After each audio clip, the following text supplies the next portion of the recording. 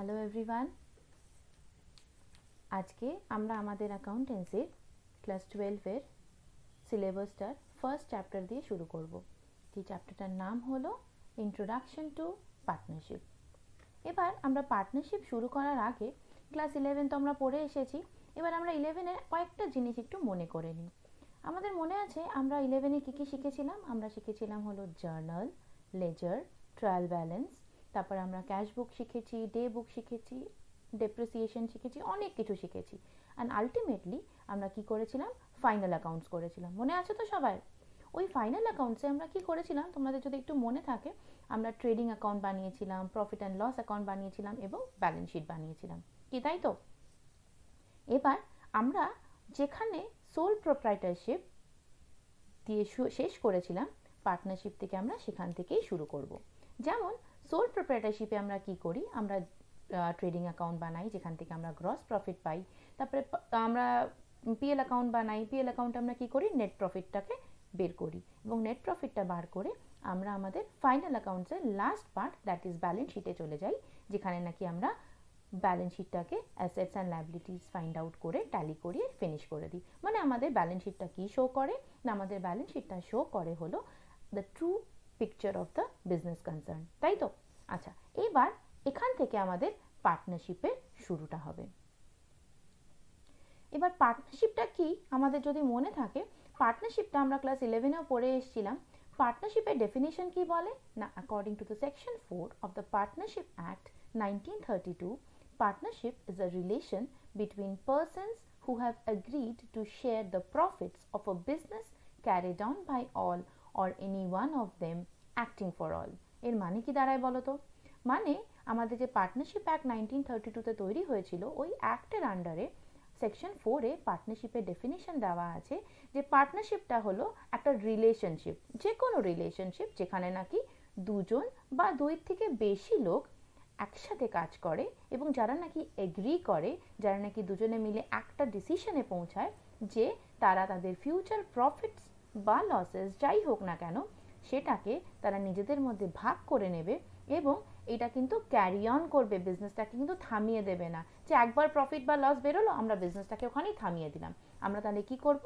আমরা এটাই ডিসাইড করব যে বিজনেসটাকে আমরা ক্যারি অন করে নিয়ে যাব এবং আমরা হয় সবাই মিলে কাজ করব, আদারওয়াইজ যে কোনো একজন সবার জন্য কাজ করবে।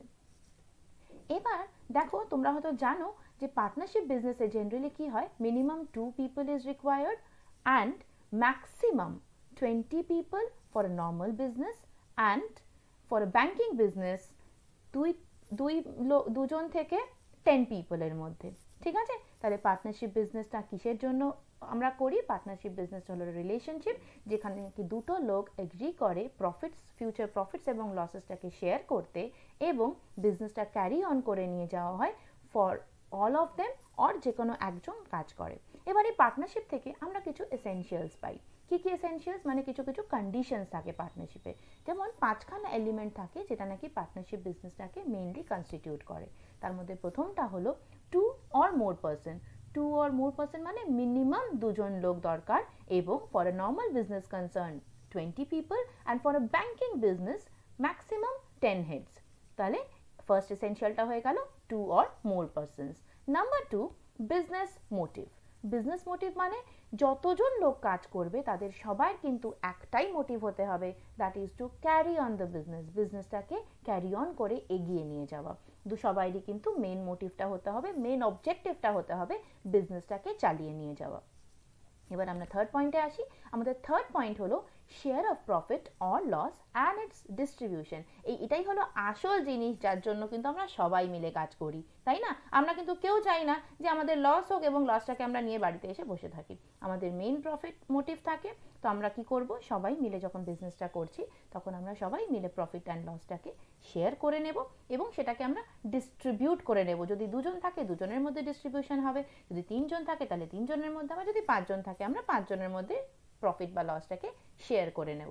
নাম্বার 4 পয়েন্ট হলো আমরা পার্টনারশিপ এগ্রিমেন্ট বানাই একটা। এগ্রিমেন্ট মানে দেখো আমরা যখনই যে কোনো কাজ করি আমরা সবসময় একটা এগ্রিমেন্ট ভেবেই নিই, মাথার মধ্যে একটা কন্ডিশন আমাদের চলতেই থাকে। কি কন্ডিশন হয়, সেটা ওরাল হয় বা রিটেন হয়। আমরা ওরাল কন্ডিশনসও রাখতে পারি বা রিটেন, অনেক সময় আমরা রিটেন ওয়ার্কে যাই না, আমরা ওরাল কন্ডিশনস রাখি। সো পার্টনারশিপ এগ্রিমেন্ট কি, যার মধ্যে কিছু কন্ডিশনস লেখা থাকে, whether it is a oral condition or it is a written condition. And number 5th point হলো it is a legal object, মানে পার্টনারশিপ বিজনেসটা কিন্তু একটা লিগাল বিজনেস হতে হবে। যদি এটা ইললিগাল বিজনেস হয় তাহলে কিন্তু বিজনেসটাকে আমরা পার্টনারশিপ বিজনেসের নাম দিতে পারি না। বোঝা গেল আমার কথাগুলো? আচ্ছা, এবার আমাদের নেক্সট টার্মে যাই আমরা। The next topic of this chapter is partnership did. এক্ষুনি আমরা পার্টনারশিপ ডিডের কথা বলছিলাম না, যে পার্টনারশিপ ডিডটা কি না, পার্টনারশিপ ডিডটা হলো একটা কন্ডিশনস লেখা থাকে যার মধ্যে, এবং পার্টনারশিপ ডিডটা it can be a oral condition or it can be a written condition, মানে যার মধ্যে টার্মস অ্যান্ড কন্ডিশনসগুলো প্রোভাইডেড থাকে। না, পার্টনারশিপ ডিডের ডেফিনেশন কি বলছে দেখো, সবাই একটুখানি দেখো আমার স্ক্রিনে। It is a document which contains the terms and conditions of the written agreement prepared with the mutual consent of all the partners covering all the details of partnership. মানে কি দাঁড়াচ্ছে, মানে এটা একটা ডকুমেন্ট যেটাকে আমরা চোখে দেখতে পাই। এইটা কি কন্টেইন করে, এটা টার্মস অ্যান্ড কন্ডিশনস গুলো কন্টেইন করে, যার মধ্যে টার্মস অ্যান্ড কন্ডিশনস গুলো প্রপারলি লেখা থাকে। Of the written agreement prepared, যেটা নাকি তৈরি করা হয় mutual consent of all the partners, মানে যদি ধরো 3জন লোক কাজ করছে, 3জন লোক মিলে বিজনেসটা করছে, যে কোনো একজন কিন্তু নিজের মত অনুসারে পার্টনারশিপ ডিডটা তৈরি করতে পারে না। এটা তার মানে 3জন থাকলে 3জনেরই প্রপার মিউচুয়াল কনসেন্ট থাকতে হবে, যে কনসেন্টটা নিয়ে পার্টনারশিপ ডিডটা তৈরি হবে, এবং যার মধ্যে পার্টনারশিপের এ থেকে জেড অবধি সব কিছু ডিটেল লেখা থাকবে। ঠিক আছে, এবার দেখি এর মধ্যে কি কি পয়েন্টস মেইনলি কভার করা হয়। দ্য ফার্স্ট পয়েন্ট সেটা হলো the date of formation and the duration of the partnership, মানে কবে বিজনেসটাকে আমরা শুরু করছি, কবে ইনকর্পোরেট করছি বিজনেসটাকে, কোনটা আমার বিজনেসটার প্রথম দিন, এবং কত দিন আমরা এই পার্টনারশিপ বিজনেসটাকে চালাতে চাই। ঠিক আছে, so the first is the date of formation বা date of incorporation and the duration of the partnership. Number 2, the names and address of the partners, মানে যে যে লোকরা বিজনেসটা করছে, যে যে পার্টনার্সরা বিজনেসটা করছে, তাদের নাম এবং তাদের প্রপার ঠিকানা আমাদের দিতে হবে। Number 3, the name of the farm. Definitely আমরা যখন একটা ব্যবসা করি, তোমরা সবাই জানো যে যখন আমরা একটা ব্যবসা করি তখন তার মধ্যে আমরা নাম দিই, সবাই না, আমাদেরকেও দেখো চেনা কিভাবে যায়, আমাদের নিজেদের নাম দিই আমাদের পরিচিতি। সেরকম আমাদের যখন ব্যবসাটা শুরু করি, তোমরা দেখেছো এবিসি লিমিটেড, XYZ লিমিটেড, আমরা এরকম নাম দিয়ে বিজনেস চালাই, তাই তো? তো সেরকমই ব্যবসাটার আমাদের একটা নাম দিতে হবে, সেই ব্যবসাটার নামটা আমাদের ওখানে ইনকর্পোরেট করতে হয়। Number 4, the nature of the business to be carried on by the firm, মানে এই বিজনেসটা কি জিনিস নিয়ে ব্যবসা করতে চায়। মানে ধরো তোমরা 2জন বন্ধু একসাথে একটা বিজনেস করতে চাও, তোমরা একটা ডিড বানালে, তোমরা এটাই জানো না যে তোমরা ঠিক এক্স্যাক্টলি কি ব্যবসা করতে চাও, সেটা কিন্তু চলবে না। যখন ডিড বানাচ্ছ, you should be very clear যে তোমার বিজনেসটার নেচারটা কি হবে।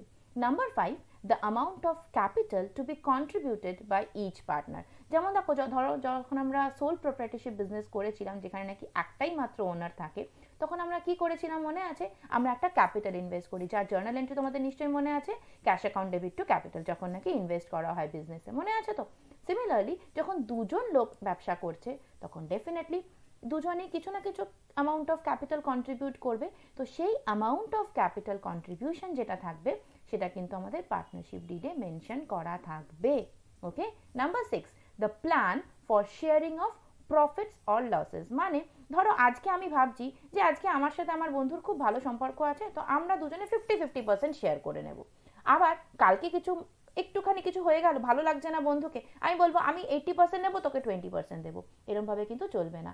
আমাদের কিন্তু প্রপার প্ল্যানিং করে শেয়ারিং অফ প্রফিটস আর লসেসটা আগে থেকে ডিসাইড করে নিতে হবে, এবং আমাদের পার্টনারশিপ ডিডে ঠিক যা ডিসাইড করা থাকবে, আমাদের কিন্তু প্রফিটস অ্যান্ড লসেসটাকে ঠিক সেরমভাবেই শেয়ার করতে হবে। ঠিক আছে, সো প্রফিট শেয়ারিং রেশিও যেটা হবে, ইট should be very much clear, এটা কিন্তু প্রপারলি মেনশন করা থাকবে in our partnership did. Now the next is point number 7, interest on loan payable to the partners. Interest on loan payable to the partners, মানে পার্টনার্সরা ধরো অনেক সময় হয় বিজনেসকে loan দেয় বা বিজনেসের থেকে লোন নেয়, তো অ্যাডভান্স নিক বা লোন দিক ব্যবসাতে, তো ওই যে ইন্টারেস্ট, তার এগেনস্টে আমরা নিশ্চয়ই কিছু ইন্টারেস্ট পাবো, বা যদি আমরা অ্যাডভান্স নিয়ে আমরা দেবো। তো যখন আমরা কোনো ইন্টারেস্ট নিচ্ছি, যখন আমরা কোনো লোন নিচ্ছি, তখন আমরা কি করি, আমরা তার এগেনস্টে একটা ইন্টারেস্ট পে করি। ঠিক আছে, এই ইন্টারেস্ট পেয়েবল যে পার্টটা, সেটা কিন্তু পার্টনারশিপ ডিডে প্রোভাইড করা থাকতে হবে। Okay, number 8, salary, commission, interest on capital payable to the partners. এই যে পার্টনার্সরা কতটা টাকা দেবে, কতটা টাকা কন্ট্রিবিউট করবে অ্যাজ ক্যাপিটাল, সেটা আমাদের যেমনি ডিসাইড করা থাকবে, তেমনই ইন্টারেস্ট অন ক্যাপিটালটা কি হবে। বা ধরো কোনো পার্টনার যে নাকি বিজনেসে কাজ করছে, তাকে তো একটা স্যালারি দিতে হবে, সেই স্যালারিটা কত হবে। আজকে আমি বললাম আমার আজকে 10,000 টাকা চাই পার মান্থলি, কালকে আমি বলতেই পারি যে না আমার 10,000 টাকায় হচ্ছে না, দেখো এত বেশি খরচা বেড়ে গেছে, আজকে আমাকে 20,000 টাকা দিতে হবে। But this cannot be the case, এরমভাবে চলতে পারে না। তাই জন্য it should be very much pretty clear in the partnership deed যে আমাদের এক্স্যাক্টলি কতটা স্যালারি দিতে হবে, কতটা কেউ কোনো এক্সট্রা কাজ করলে তাকে কমিশন দিতে হবে, বা তাদের যে ক্যাপিটাল ইনভেস্টমেন্টটা আছে তার উপর কতটা ইন্টারেস্ট অন ক্যাপিটাল পে করতে হবে। Next is, and the last point, interest on drawings to be charged on withdrawals by the partners. অনেক সময় পার্টনার্সরা কি করে, ব্যবসা থেকে টাকা উইথড্র করে নেয়, উইথড্র করে by the partners from the business. কিছু কিছু টাকা কোনো বাড়ির কোনো দরকারে, কিছু পার্সোনাল দরকারে আমরা উইথড্র করে নিই। তার ওপর আমরা যখন টাকা উইথড্র করছি, তার ওপর আমাদের কি করতে হয়, আমাদের ইন্টারেস্ট অন ড্রয়িংস পে করতে হয়। যেমনি আমরা যখন ক্যাপিটাল পে করি, তখন কোম্পানি আমাদেরকে তো ইন্টারেস্ট অন ক্যাপিটাল দেয়, যে আমরা ক্যাপিটাল ইনভেস্ট করেছি, তার এগেন্সে তুমি ইন্টারেস্ট অন ক্যাপিটাল পাচ্ছ। তেমনই তুমি যখন বিজনেসের থেকে টাকা উইথড্র করছো, তোমাকে তো ইন্টারেস্ট অন ড্রয়িংস দিতেই হবে, তাই তো। তো ইন্টারেস্ট অন ড্রয়িংস যেটা হবে, সেটারও কিন্তু কতটা পার্সেন্টেজ হবে, that should be mentioned in our partnership did. বোঝা গেল আমার কথাগুলো? তো আমরা এতগুলো পড়লাম, আমাদের পার্টনারশিপ ডিড দেখলাম, যার মধ্যে এই এই জিনিসগুলো মেনশন থাকে, আরও অনেক কিছু টার্মস অ্যান্ড কন্ডিশনস মেনশন থাকে, বাট আমরা এইটুকুই মেন আমাদের যেটা জানার দরকার। এবার আমরা আমাদের নেক্সট পয়েন্টে আসি, যে দেখো আমরা তো দেখে নিলাম যে পার্টনারশিপ ডিডে এই এই জিনিসগুলো প্রোভাইড করা থাকে।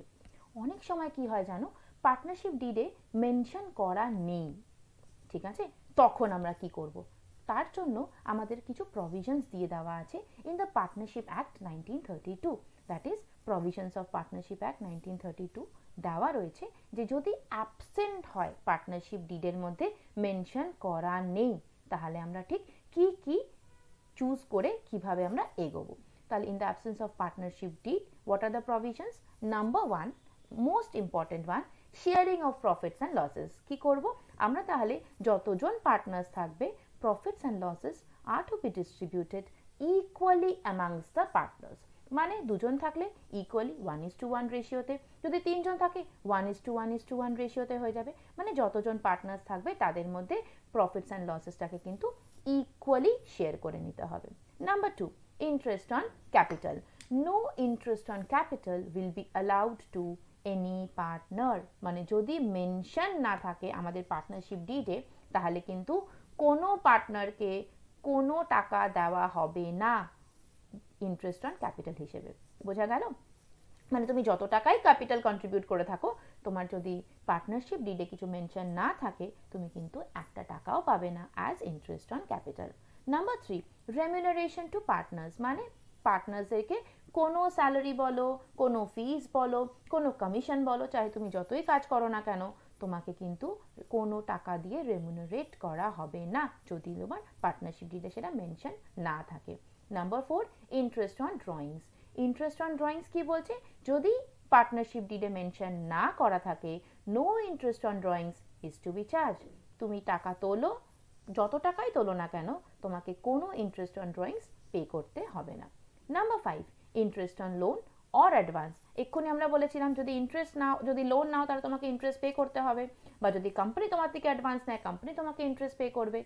কিন্তু যদি পার্টনারশিপ ডিডে মেনশন করা না থাকে, মন দিয়ে শুনবে কিন্তু আমার কথাটা, আমি কি বললাম, যদি পার্টনারশিপ ডিডে মেনশন করা না থাকে, তাহলেও যদি তুমি লোন নাও বিজনেস থেকে, তোমাকে 6% পার অ্যানামে তোমাদের সবাইকে ইন্টারেস্ট পে করতে হবে। আর যদি ডিডে মেনশন থাকে 8%, 10%, 12%, তাহলে তো দিতেই হলো। আর যদি মেনশন করা না থাকে, তাহলে কিন্তু provisions of the Partnership Act 1932 against a interest on loan has to be paid, and that is to be paid at the rate of 6% per annum.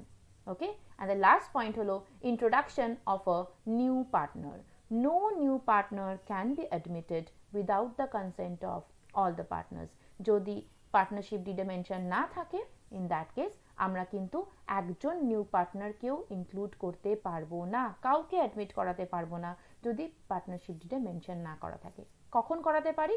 যদি সব পার্টনাররা কনসেন্ট লেটার দেয় যে হ্যাঁ আপনি একে ইন্ট্রোডিউস করাতে পারেন, in that case only we can admit a new partner or any new partner can B introduced into hour business. সবাই বুঝলে তো আমার কথাটা? তাহলে আমরা কি কি শিখলাম?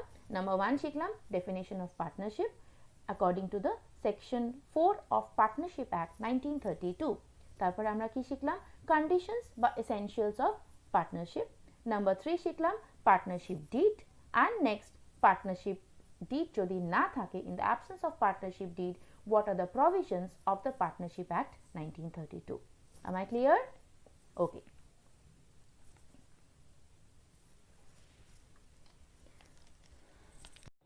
আচ্ছা, এবার আমরা এতক্ষণ যেগুলো পড়লাম সেটা ছিল আমাদের theory part of the partnership business, ঠিক আছে?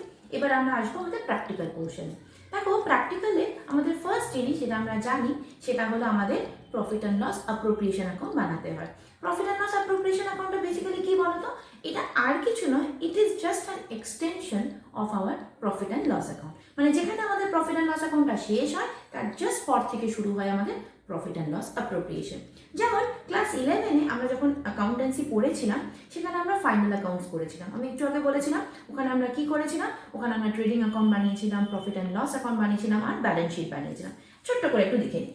এটা ছিল আমাদের ট্রেডিং অ্যাকাউন্ট, এটা হলো আমাদের প্রফিট অ্যান্ড লস অ্যাকাউন্ট, আর ফাইনালি আমাদের ব্যালেন্স শিট। এবার এই ট্রেডিং অ্যাকাউন্টে তোমাদের যদি মনে থাকে আমরা সব opening stock, closing stock, direct expenses, purchase, sales এগুলো দিয়েছিলাম। এখান থেকে আমরা কি ফাইন্ড আউট করেছিলাম? জিপি ফাইন্ড আউট করেছিলাম।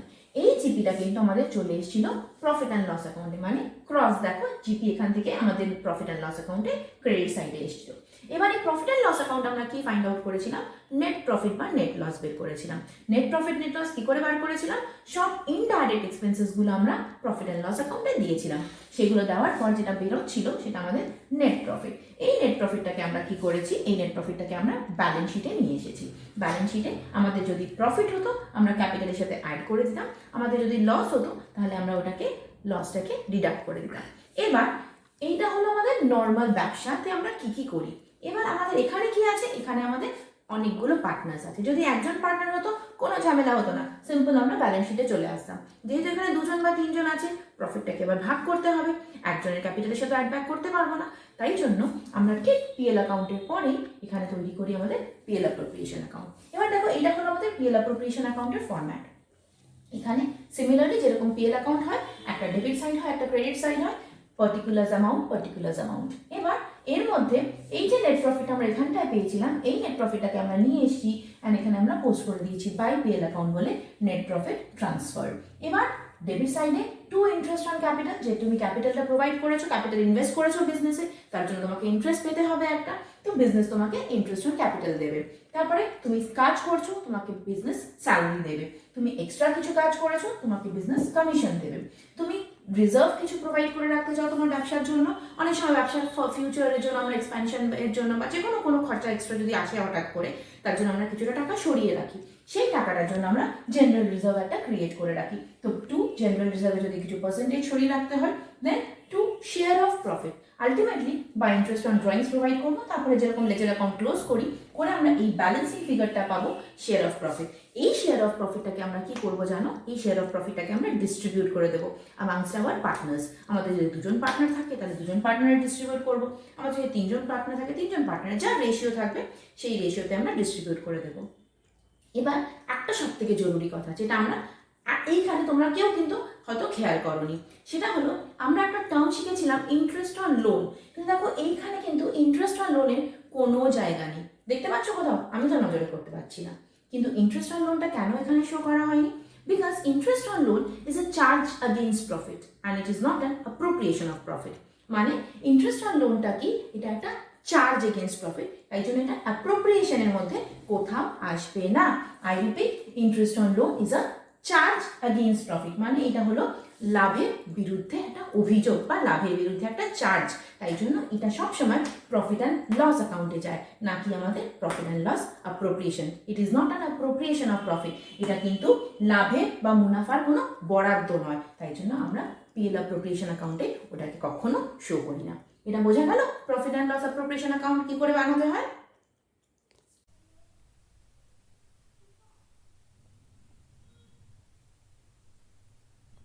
আচ্ছা, এবার আমরা তো ফরম্যাটটা জেনে নিলাম কি করে পিএল অ্যাপ্রোপ্রিয়েশন অ্যাকাউন্ট বানাতে হয়। চলো চট করে সবাই মিলে আমরা একটা অঙ্ক করে নিই। কোয়েশ্চেনটা হলো, A and B started a partnership business on 1st January 2020. তাদের capital contributions were 2 lakh and 1,50,000 respectively, মানে এর 2 লাখ আর বি এর 1,50,000। Partnership deed provided the following: এর ইন্টারেস্ট অন ক্যাপিটাল হলো 10% per annum. Number 2, A is to get a salary of 2,000 per month and B পাবে 3,000 per month. Number 3, profits and losses ratio দিয়ে দিয়েছে 3:2. Number 4, during the year their drawings were A 50,000, B 44,000 and interest on drawings 10% per annum A charge করব. Number 5, A is to get a commission of rupees 3,000 per annum. The profits for the year ended 31st December 2020 before making above appropriations were 2,16,000. আর আমাদের কি করতে হবে? Let us prepare a profit and loss appropriation account. সবাই কিন্তু অঙ্কটা ঠিকভাবে note down করে নেবে, হ্যাঁ, কপিতে।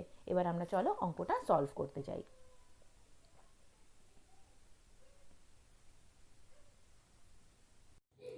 তোমরা নিশ্চয়ই অঙ্কটা কপি ডাউন করে নিয়েছো, আমিও আমার নিজের স্বার্থে একটুখানি অঙ্কটাকে শর্টে লিখে নিয়েছি। দেখো আমাদের অঙ্কতে কি আছে, এ আর বি দুজন পার্টনার ছিল, যাদের ক্যাপিটাল কন্ট্রিবিউশন ছিল, এ এর ছিল 2 লাখ টাকা আর বি এর ছিল 1.5 লাখ টাকা। ইন্টারেস্ট অন ক্যাপিটাল প্রোভাইড করতে হবে at the rate of 10% per annum. Salary A পাবে 2,000 টাকা per month, mind it, per month, আর বি পাবে 3,000 টাকা পার মান্থ।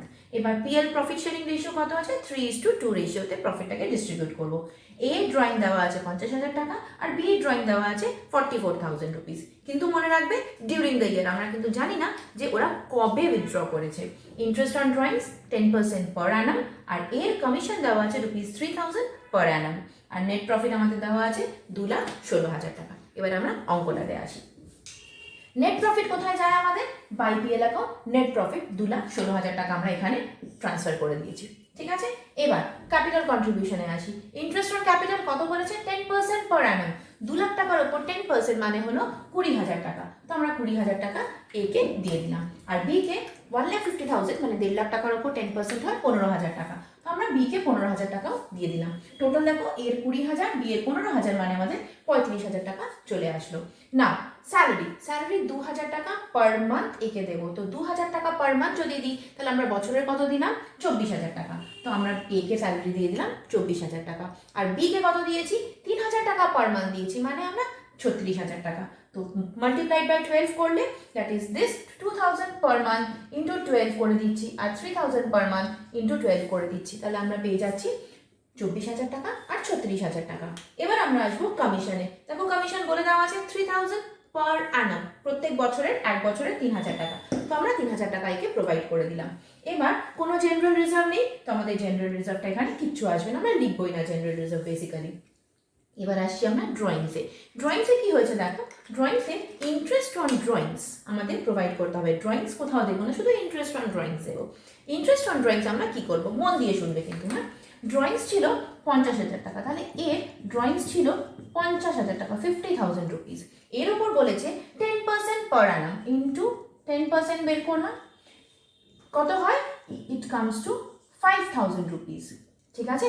কিন্তু যেহেতু আমরা জানি না যে ড্রয়িংস আমরা কবে উইথড্র করেছি, আমরা বছরের প্রথমে উইথড্র করেছি না বছরের মাঝখানে উইথড্র করেছি না বছরের শেষে উইথড্র করেছি, তাই জন্য আমরা কি করব, ইন্টু হাফ ইয়ার বেসিসে 6/12 বের করে নেব, মানে 5,000 ইন্টু 6/12 যদি করি ইট কামস টু 2,500 টাকা।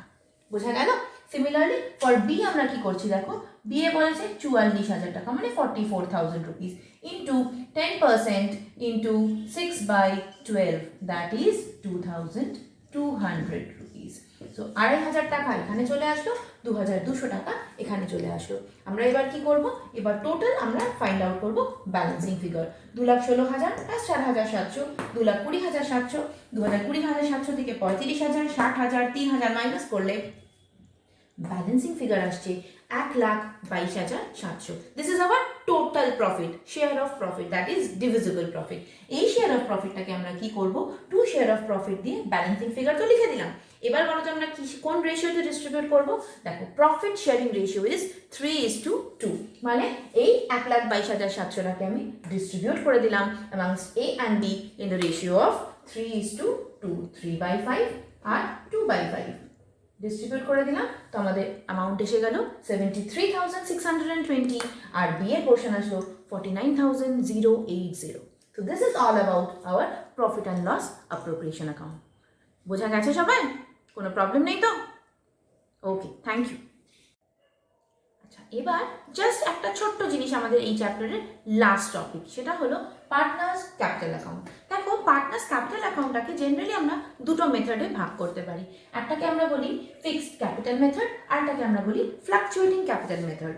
মানে ক্যাপিটালটা হয় ফিক্সড ক্যাপিটাল মেথডে মেনটেন করা হয়, নাহলে ফ্লাকচুয়েটিং ক্যাপিটাল মেথডে মেনটেন করা হয়। যদি ফিক্সড ক্যাপিটাল মেথডে মেনটেন করি তাহলে এর আন্ডারে আমরা দুটো অ্যাকাউন্ট বানাই, একটা হলো ক্যাপিটাল অ্যাকাউন্ট আর একটা হলো কারেন্ট অ্যাকাউন্ট। আর আমরা যদি ফ্লাকচুয়েটিং ক্যাপিটাল অ্যাকাউন্টের মেথডে মেনটেন করি তাহলে আমরা শুধু একটাই অ্যাকাউন্ট বানাই, সেটা হলো ক্যাপিটাল অ্যাকাউন্ট। দেখো নামটা শুনেই বোঝা যাচ্ছে ফ্লাকচুয়েটিং ক্যাপিটাল, যেখানে কি ক্যাপিটাল ব্যালেন্সগুলো আমাদের চেঞ্জ হতে থাকে। আর ফিক্সড ক্যাপিটাল মেথড মানে যেখানে ক্যাপিটাল অ্যাকাউন্টের যে ব্যালেন্সটা সেটা ফিক্স থাকে, শুধু বাকি জিনিসগুলো চেঞ্জ হয়। তাই জন্য যেখানে আমরা ফিক্সড ক্যাপিটালে একটা ক্যাপিটাল অ্যাকাউন্ট বানাই, তার মধ্যে শুধু ক্যাপিটাল অ্যাকাউন্টের ব্যালেন্সেসগুলো দেখাই, আর কিন্তু কিচ্ছু দেখাবো না। আর কারেন্ট অ্যাকাউন্টে বাকি সব এন্ট্রিজগুলো আমরা দেখাতে থাকবো। আর যেখানে ফ্লাকচুয়েটিং ক্যাপিটাল মেথড, এখানে আমরা সব কিছু ক্যাপিটাল অ্যাকাউন্টে দেখাবো। আমি তোমাদের একটা ছোট্ট example capital account under fluctuating method ছোট্ট করে দেখিয়ে দিই। দেখ, পার্টনার্স ক্যাপিটাল অ্যাকাউন্ট, যার মধ্যে দুটো সাইড আছে, একটা debit side as well as a credit side. আমরা একটু আগে যে অঙ্কটা করেছিলাম তার মধ্যে আমাদের কাছে দুটো পার্টনার ছিল, তাহলে আমরা ওই দুটো পার্টনারের বেসিসে একটা ক্যাপিটাল অ্যাকাউন্ট তোমাদের দেখিয়ে দিচ্ছি। পার্টনার্স ক্যাপিটাল অ্যাকাউন্ট, যেখানে নাকি দুটো partner A and B, debit সাইডেও A and B. particulars amount for A, amount for B, particulars amount for A and amount for B. আমরা জানি আমরা ক্যাপিটাল কন্ট্রিবিউশন পাই, তো ক্যাপিটাল কন্ট্রিবিউশনটা কি? ওটা আমাদের balance of the capital account. তো by balance BD capital অ্যাকাউন্টের যে কন্ট্রিবিউশনটা ছিল, দেন আমরা পিএল অ্যাপ্রোপ্রিয়েশনে করেছিলাম ডেবিট সাইডে ইন্টারেস্ট অন ক্যাপিটাল, সেটা পার্টনার্স ক্যাপিটালে ক্রেডিট সাইডে চলে আসবে as interest on capital. Partner salary as by salary A and B কে দিয়ে দিলাম। কমিশন ছিল এ এর জন্য, তাহলে এ কে দেবো, যদি বি এর জন্য থাকে আমরা বি কেও দিয়ে দেবো। দেন শেয়ার অফ প্রফিট আমরা বের করেছিলাম, সেই শেয়ার অফ প্রফিটটা বাই শেয়ার অফ প্রফিট করে আমরা দুজনকে দিয়ে দিলাম। এবার আসছি আমরা ডেবিট সাইডে। ডেবিট সাইডে দেখো কি আছে, টু ড্রয়িংস আমাদের কাছে ড্রয়িংস ছিল, একটা মনে হয় ছিল 50,000 টাকা, একটা 44,000 টাকা। তাহলে আমরা টু ড্রয়িংস বলে 40,000 and 44,000 দেখিয়ে দিলাম, 50,000 and 44,000। Then interest on drawings আমরা বের করেছিলাম 2,500 টাকা অ্যান্ড 2,200 টাকা, 2,500 টাকা অ্যান্ড 2,200 টাকা শো করে দেবো। এবার আমরা নর্মাল যেরকমভাবে কোনো অ্যাকাউন্ট লেজার অ্যাকাউন্টকে আমরা ক্লোজ করি, সিমিলারলি আমরা লেজার অ্যাকাউন্টটা ক্লোজ করবো। Debit side total, credit side total করবো, এ প্রথমে এটাকে ধরবো, এর ক্রেডিট সাইড টোটাল করবো, করে নিয়ে তার থেকে ওর ডেবিট সাইডগুলো মাইনাস করবো, এবং আমরা এখানে একটা ব্যালেন্সিং ফিগার পাবো। This is a balancing figure, ঠিক আছে? এই ব্যালেন্সিং ফিগারটা আমরা এখানে পেলাম। সিমিলারলি ফর বি অলসো আমরা এখান থেকে টোটাল করে নিলাম, টোটাল করে থেকে ক্রেডিট ডেবিট সাইডটা মাইনাস করলাম, এবং আমরা এখানে একটা ব্যালেন্সিং ফিগার পেলাম। বোঝা গেছে তো? তাহলে this is all about hour partners capital account.